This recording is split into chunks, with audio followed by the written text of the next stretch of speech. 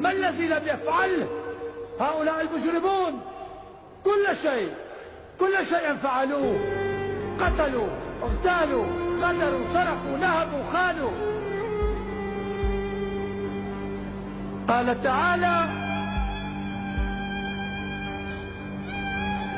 من يقتل نفسا بغير نفس أو فساد في الأرض فكأنما قتل الناس جميعا، ومن أحياها فكأنما أحيا الناس جميعا.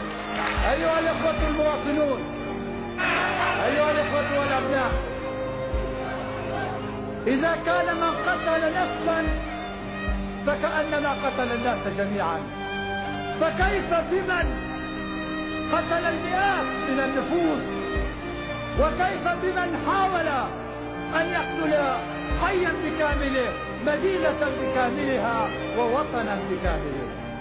إنهم مرتدون عن الدين، مرتدون عن الإسلام، مرتدون عن الوطن. ونحن جميعا سندافع عن الدين، سندافع عن الإسلام، سندافع عن الوطن. أيها الأبناء، أيها الإخوة المواطنون، في كل مدينة وقرية من هذا القطر نحن هذه الجماهير، نحن الذين سندافع عن هذا الوطن، نحن الذين سندافع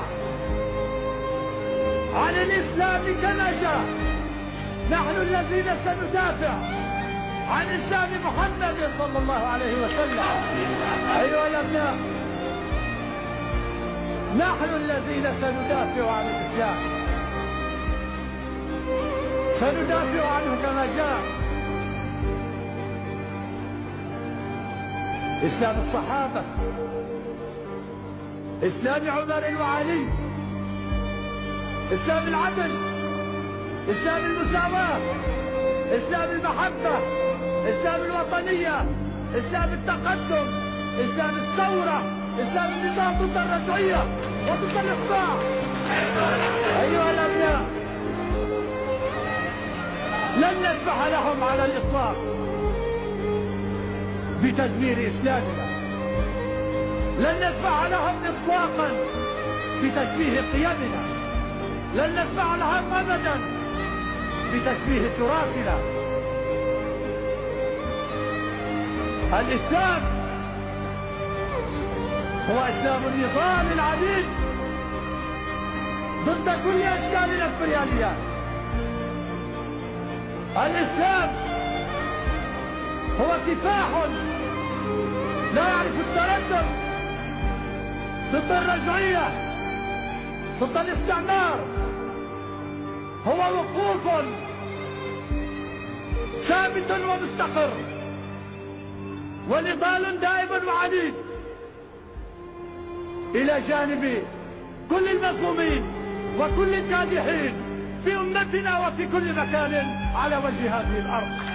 أيها الأبناء، هذا هو إسلامنا، وهذا هو إسلام محمد صلى الله عليه وسلم. ونحن الذين سنرفع راية الإسلام، ونحن الذين نصون راية الإسلام، ولن نسمح أن يدنس هذه الراية هؤلاء العملاء المأجورون.